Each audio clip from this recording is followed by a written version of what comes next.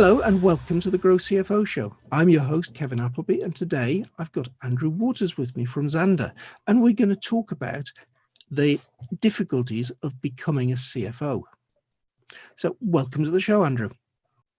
Hi, Kevin. Andrew, can you tell me a little bit about how you're involved in taking people on the journey from being a head of finance or something like that to getting that first CFO role? Yeah, sure. I mean, my background for the last 15 plus years has been in finance search. So essentially, I support founders, CEOs, VCs, investors, chairmen in identifying their next finance director or CFO. And earlier on in that career, a great deal of that time was spent in supporting CFOs with key hires below. So whether that be a divisional finance director, a head of finance, a financial controller, a head of FP&A. And ultimately, I've always been super passionate about supporting individuals that are ambitious to become a CFO. It's such a milestone. Everyone that I've ever worked with that's a CFO remembers their first FD CFO opportunity and how they got it. And it's just it's kind of their Everest, I suppose, when you've qualified through your ACA or CIMA or ACCA and you're developing your career. It's always been the goal. So the link with Dan and GrowCFO to help form something around that journey has been really valuable over the last few months. What do you see as the big challenges that are facing those folk wanting to make the leap to CFO?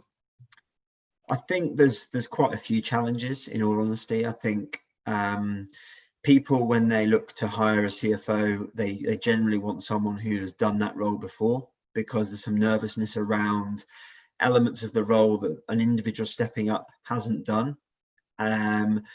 Those elements could be anything from being a proper partner to a founder or a CEO, and a true number, kind of business partner to the founder, or being a board member, or the ability to lead an investment round, or to be confident in presenting how the business is doing to the investment community. The key, one of the also key challenges for someone stepping into a CFO role is you've got to prove your commercial awareness. It's not just a reporting leadership role. It's about influencing the strategic direction of the business. And what you have as a new CFO is you've got to be able to influence the board. And that board and the CEO or the MD are likely to have more years experience in that specific industry sector. And therefore, your ability to influence the strategy is going to be tricky, because you've got to demonstrate your commercial awareness against or in partnership with individuals that have got a lot more experience in that particular sector. If you take biotech, or you take a marketplace, for instance, someone who's been in a marketplace as a CEO for 15 years or 10 years, and a CFO is coming in and doesn't have many years of experience of that. They just don't know all of the parameters around the product, the international growth opportunities, the competitor landscape, essentially the helicopter view of that sector. And they need to hit the ground running as quickly as possible with that helicopter view, holistic view of the industry sector, to understand the strengths, opportunities, etc., to then utilize the data to influence the business. And that's a big hurdle for anyone stepping into their first CFO role.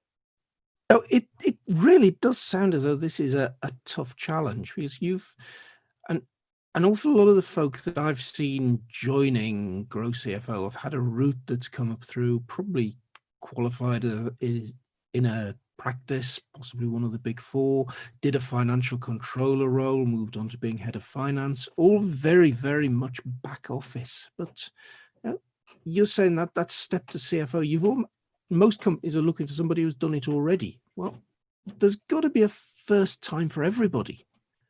So how would somebody who's sitting there as head of finance right now go about getting that first CFO role? Because it sounds as though the leap you've got to make is enormous. There's a few avenues. I think depending on the size of organization you're in, there's an opportunity to gain a really strong breadth of experience across FP&A, strategic business partnering, divisional finance director or divisional head of finance roles, and the group controller role. So within a FTSE business or a large private equity backed business, there is an opportunity to build a journey in a business by delivering and working hard and being ambitious, and building the relevant relationships to gain enough internal promotions that you are doing a divisional finance director role. And that, in all intents and purposes, means you'll be partnering with a CEO or divisional CEO or divisional MD. And that would enable you to move externally to a CFO role, in my opinion, if it's the same industry sector. There's also the internal opportunity within a large business that if the CFO rates this divisional finance director or divisional CFO very well, very highly, then there's the internal opportunity for that progression. So I think in a larger corporate business, there's a journey individuals can go through if they're ambitious and are committed and have the relevant commitment and skill set to develop, to internally get a CFO role, get to a stage that they're a divisional FD, that then they can externally get a role outside of that organization as a CFO level. In a smaller business, hopefully a smaller growth business, I essentially believe that you need to work your way up to a number 2 to the CFO, where you have both controllership and FP&A below you. And the way that you deal with that FP&A process and utilize the data and the evolving role of finance, where data is becoming increasingly important, that the job there is to prove that you are a very, very strong, capable, broad group financial controller or number 2 to a CFO in a growth business or a SME business, so that again you've got the same internal and external opportunities. The external opportunities see that you've been across all the detail. The CFO has been supportive in your development, so you've had some exposure to fundraising or M&A or transactions, and therefore if it's a similar industry sector, so you bring that commercial awareness, you can get that first CFO role. Or likewise, the CFO you're supporting sees you as a natural successor should they want to go on to a new venture themselves or retire or move up to the CEO role. The key, I think, in an SME business is getting that broad number 2 role to a CFO. So there's kind of stepping stones in both avenues to increase your ratio or your percentages of gaining the internal CFO role or an external CFO role.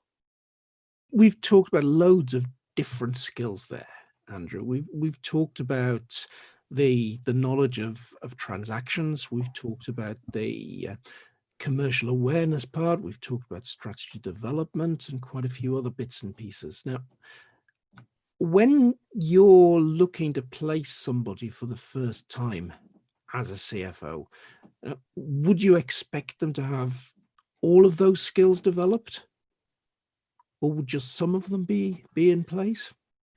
It's again very dependent on each search. So depending on the backing of the business, whether it's FTSE or private equity or VC backed, depending on the CEO's background. So it may be that the CEO has previously been a chartered accountant and done a role as a CFO, or maybe was the CFO of that business before. Therefore, you will want different strengths in different areas. So obviously within the CFO role, there's a broad set of skills and experience that you need, and that role as a CFO is evolving. 10 years ago, it was the evolution of the CFO role to include a lot of operational elements, and the CFO COO became very popular in small or medium growth businesses. What we're seeing now, in my opinion, is the role of data and the way that data plays a key role in the CFO position. And I would see in 5 years' time that a CFO will have a head of business intelligence and data scientists below them, not just FP&A and controllership roles. So the CFO role is constantly evolving. The CFO skill set across skills and experience is very broad, and you'll need to lean on certain strengths and experiences depending on each search. So depending on the CEO's background, depending on the industry sector, depending on the investment of the business. So if it's a high growth private equity backed business, where there's a really good group controller who's technically strong, and there's a CEO who has never been never been a CFO before, then you'd want a CFO who's very strong on transactions, very strong on buy and build, may have come from a corporate finance background, very strong on the analytical FP&A data elements around, and the commercial awareness elements around the valuation of this business, and also is comfortable presenting back to the private equity firm as well as much as the CEO. Take that where you've got the flip, and you've got a CEO who has been a CFO before, comes from an investment banking background, has raised finance, and is dealing with all the investor community, but has got no technical awareness, up-to-date technical knowledge, isn't ACA there, and there's no strong group controller or something, then you're probably looking for a CFO who does have a very good kind of best-in-class finance model, where they can build a best-in-class finance function across controllership and FP&A to support the business and the CEO, who is probably leading more on the M&A and strategy side of things. That's good to know, that the skills required kind of vary from role to role. So some roles will look for deep strengths in data, other roles will look for deep strengths in transactions, other roles will look for deep strengths in operations, depending what's already there in the organization. I suppose there's an elephant in the room at the moment, that we've come through a COVID crisis. We're hearing lots of things on the news every day about the job market. Andrew, what's the market actually looking like at the moment in those senior finance roles?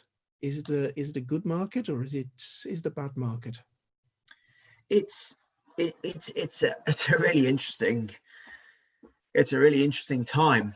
Clearly mid-March, April, May, June, maybe July, there was pretty much no movement whatsoever. So positions that were interviewing at latter stages or early stages were cancelled. The pipeline of opportunities and job opportunities that were lined up for May, June, July were cancelled. So it was a pretty bleak kind of 4 or 5 months, which is the same for many industry sectors. But it's significantly improved. We've had it's the number of the roles and CFO roles and senior finance roles, and also key board hires have significantly increased in September and August as well. I'd say August was, July, August is probably the slowest months of the year, outside of the current circumstances. You take a core financial year, key decision makers enjoy their proper kind of summer holidays with their families, and therefore there's a slowing down of the interview process, and then things pick up again September. In a non-pandemic type environment, the busiest periods are probably September, October, November, and they're probably February, March, and then May, June, kind of outside of the core holiday season. So September and August is probably better this year than previous years, and September is probably on a par with a normal September, if not slightly better. I think partly because there was a pipeline of people that wanted to recruit and put things on hold, and then maybe there was a glimmer of light that September was, we kind of, the COVID piece has been such an evolution, hasn't it? You've got ups and downs, and you just never, it's the gift that keeps giving, but you just not sure what's going to happen at any stage, really. It's keeping us all on our toes, and it's no surprise to me that the market was absolutely dead in April, May, and June. And I suppose it's natural that it's coming back now, that some of those things that were going to happen in April, May, and June, folk are now getting enough confidence to say, right, it's September, October, let's now make that happen. Be interesting to see what happens once those have come through the system, and what's going on around Christmas time. Yeah, I January. agree. I think that there's a lot of there is a lot of liquidity in the market. There's a lot of venture capital firms and private equity firms that have got capital that needs to be deployed, and there's a lot of businesses that have benefited from a technology, as a technology business that's benefited from the pandemic, and it's been an accelerator to their business. So there's definitely going to be recruitment. There's definitely going to be a requirement of CFOs, chairs, NEDs, group controllers, because of the way that, with the future fund that the government's kind of matched VC and private equity funding, and also some of the growth sectors. But until, I don't know, late spring next year, I'm not sure we're going to have an accurate picture of what's actually going on. Interesting. But we've kept you busy while you were quiet on the recruitment front, haven't we, Andrew? We've been kicking off the Future CFO program in GrowCFO. What was the thinking behind that originally, back in the early part of the year, Andrew? It's been perfect for me, actually, to keep me out of trouble, because obviously I've had less recruitment to do. So it's been perfect timing. Sorry, what did you say there? That even the golf course was shut for a while. Yeah, it was. Yeah, that was a shocker. Yeah, it was funny, actually, because right at the beginning of the year, we had loads of rain and the golf course was shut, and then lockdown hits, sun comes out, I go to the golf course, and they've holotined every green fairway, so there's nothing you can do for a month. So it was like perfect playing conditions, but they did reopen, so that was okay. But yeah, Dan and I, got talking. I've known Dan for a little while, and obviously, he's got an incredible network and background of supporting, businesses with their growth strategies, and also CFOs in their journey. So I think we were talking January, February around launching the cohort program, and then it just so happened to coincide with March. I think we'd launched maybe the first couple before COVID hit, but it's been amazing to dedicate more time to it than I guess we perhaps were planning to initially. You've mentioned the cohort program there, Andrew. Can you explain what that is for listeners that haven't heard about it so far? Yeah, sure. So essentially what we do is we build cohorts of 10 or 12 individuals that are either first-time CFOs or future CFOs. So I've got ambitions to be a CFO in 1, 2, 3, 4 years time. And they, what we do, I guess, within that cohort is try and build a cohort of people with different backgrounds. So you've got someone from investment banking or private equity or strategy, or you've got people from a group controllership, technical or FP&A focused, or are doing an FD role in a broad capacity at the moment. And we essentially work through a CFO toolkit that's been designed by, well, Dan predominantly, in conjunction with myself and hundreds, thousands of chairmen, investors, CEOs, CFOs we know. And ultimately, we've designed the CFO toolkit to represent all of the skills and experiences that people look for when they hire a CFO. And we work through that toolkit in a cohort program so that individuals can assess where they are, strengths and development areas, and we can build the program around working on their development areas to round them out to be more ready for that CFO opportunity, to get it, but also when they start it. Okay, now there are other resources behind that. We're talking about the cohort program where people are working in groups of maybe 10 individuals, but as well as that, we've replicated a lot of the material online in the GrowCFO Learning Center that GrowCFO Premium members can go into, and they can work through a lot of material in their own time.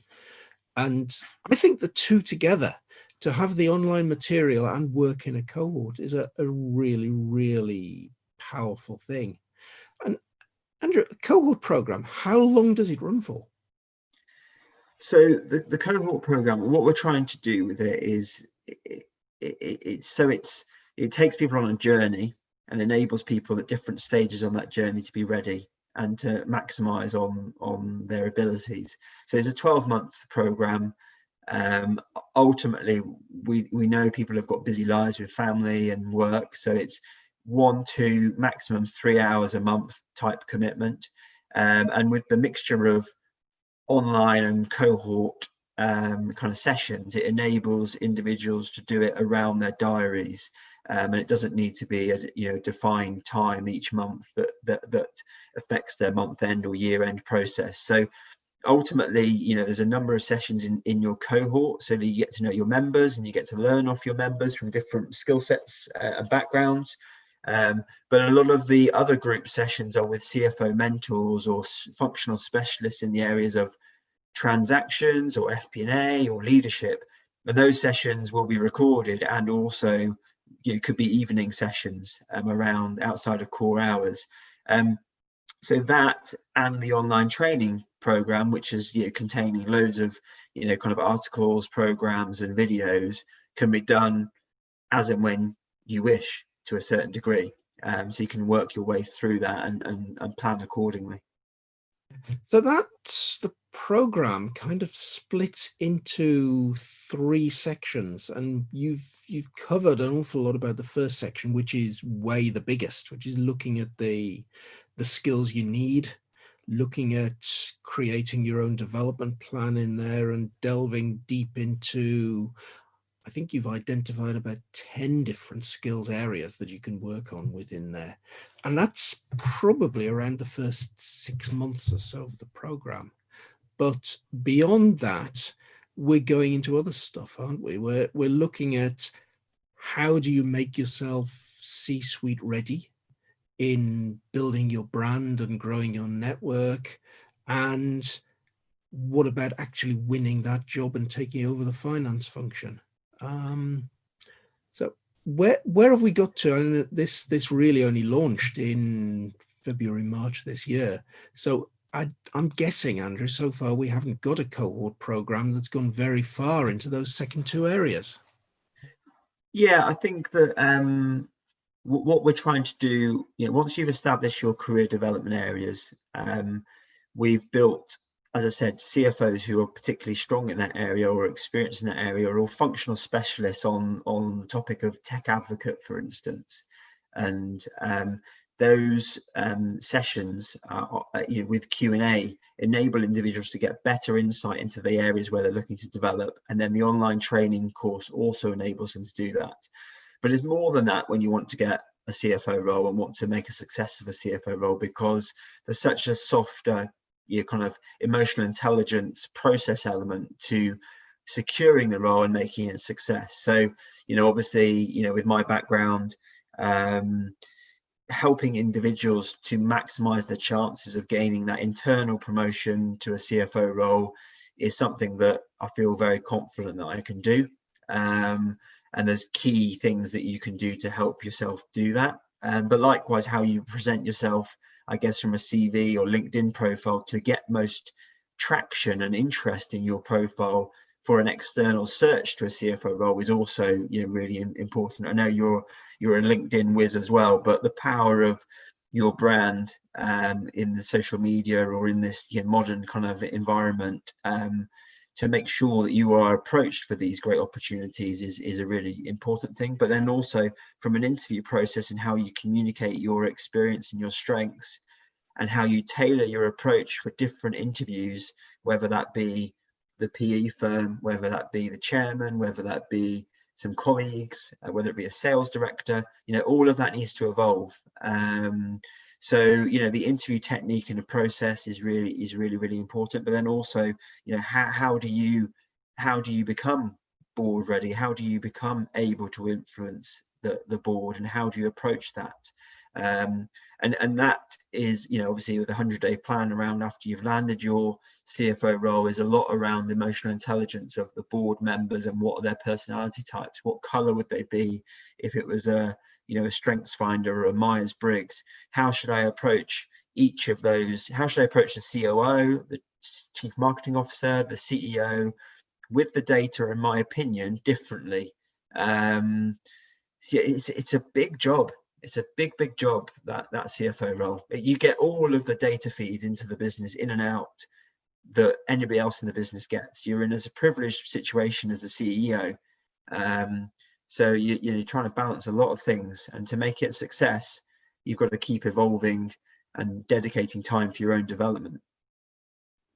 And it certainly is a challenging area, and I think the one that I'm looking forward most to working on here is actually module 9. We've got 9 modules in all over the 12 months, and module 9 is all about that first 100 days in the new job, and that's a module that I'm personally going to be quite involved in when we get there, which won't be very long now, because that's first 100 days, as you say, there's an awful lot of soft skills in there.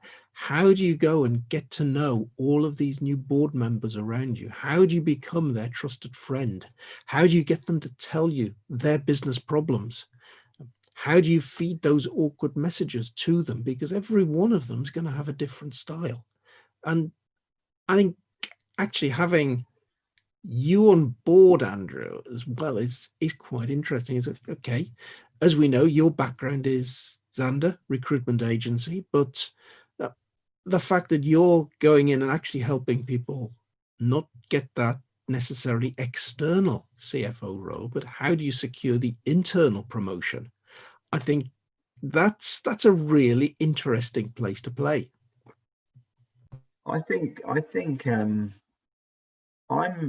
I'm so excited for each individual when they land their first CFO role, and the internal opportunity is a really great opportunity, because one of the hurdles is commercial awareness and knowledge of the industry sector and the business. And clearly, if you've operated as a strong number 2 or a divisional finance director, that hurdle doesn't need to be there.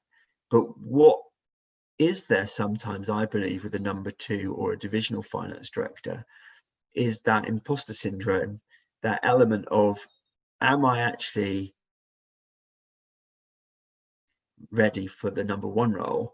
And sometimes it's just some reassurance of the excellence that you've delivered over your 5 10 years in that organization, and how you present yourself differently to be credible as a CFO and be seen as a CFO. It needs to be a gradual thing. It can't be something you can turn on overnight, but you've got to be aware of it and committed to change your style over a 12-month period if you think there is a chance that the CFO role will come up internally. You probably, depending on your personality type, if you're very collaborative, life and soul of the party, you probably need to be a bit more hard-nosed. You probably need to upset people a bit more. You need to be making more business savvy decisions.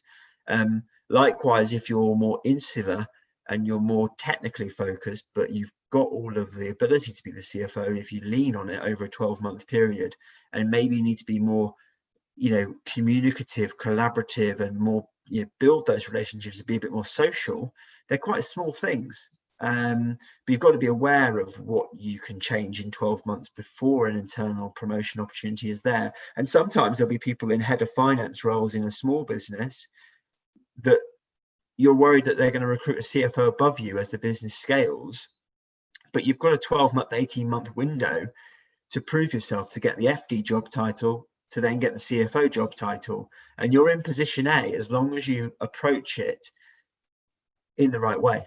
In my opinion, I think that it is achievable. Brilliant. And I'm conscious that we're getting towards the end of the show here, Andrew. And probably what we ought to say is, look, if what we've been talking about around the cohort program really appeals to you, drop over to growcfo.net and you can find the cohort program under our training programs item on the menu bar. I'll put a link to it in the show notes. But the nice thing about the cohort program is it's absolutely free.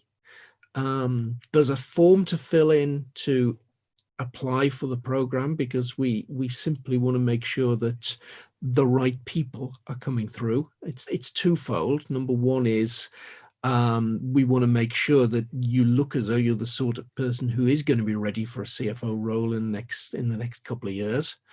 And we also want to use the information you give us to match people together in cohort groups, so we get that balance of different people in there. And at the moment, we've got a cohort group of 10 to 12 people kicking off every single week. I think the only week that we've missed lately was August bank holiday week, when there was quite a few people that were on last minute leave in the summer holidays. But now we've certainly kicked off one every week for at least the last 6 weeks, Andrew. Yeah, it's been awesome. Yeah, in terms of the interest, I think when Dan and I discussed it, I was pretty confident it'll be once a month thing, and that it wouldn't be feasible to get the interest or the quality and the breadth of experience in each cohort to make it weekly. But I'm pleased to say so far I've been proved wrong, which is great. But it's just, it's so important to get the different skill sets there, and therefore everyone can lean off each other, because it might be that 3 months later you're put into a situation that you didn't expect. You've been given a project to run, or implement a new finance system, and you just know that in your cohort group there was a tech advocate presentation led by someone who's done this 5-6 times, and people can lean off each other within the cohort, as well as using the online training and the the CFO mentors and functional specialists. So it's been really, really good. Yeah. And yesterday I put out the weekly GrowCFO newsletter to total 2,000 plus membership, and the purpose of that's just to highlight the things that are going on in the next week. And I'll drop a link into this week's cohort program. I think there are some spaces left. Went across to the booking system and saw one space left for this week. So I thought, well, better put a link to next week's as well. And then discovered there's only three or four spaces left in next week's. So those are really, really filling up fast. I remember at first when we decided to move to weekly, Dan was running around pulling his hair out a little bit, thinking, how am I going to fill this up? But now they're just becoming so popular that I think before very long we're going to be turning people away. Well, I think the most important thing is that individuals get what they need to get from it. Yeah. And if that means there is a wait to get on, and you book a month in advance, it's not the end of the world, in my opinion. But you've got to keep. It needs to be. I know one of the things that we're discussing is having a cohort program for first-time CFOs, and having two separate cohorts. So there's a first-time CFO cohort, and then there's a future CFO cohort, which will also then make sure that the relevant levels are relevant, so that you've got loads of first-time CFOs that they're already in their role, and therefore their challenges are slightly different around leadership, how they structure the team, blah blah blah blah. And then you've got loads of head of finance, controllers, group FP&A, investment analysts who are striving for that role. So that will enable that 2 sessions will be happening weekly, which will also help with the demand that we're currently getting. Yeah, so it'd be interesting to see how that pans out. And I think that's something we've got to do, because the challenges of those two groups are quite different, or at least should I say the pain points. And very much the future CFO is, how do I get that first role? How do I make sure I've got the right skills? How do I brand myself properly? How do I look at my CV? How do I cope with the interview process? How do I actually find the role? But then you've secured the role, and as you mentioned, there's a lot of new things that you've got to do, a lot of things you probably hadn't prepared yourself for. You've got all those new relationships to manage. It's much, much more than just that first 100 days that we cover on the future CFO program. There are lots more and deeper challenges. What about the first time you've got to go in there and actually work with the CEO to rebuild the business strategy, things like that. So there are very, very different challenges that we want to cover.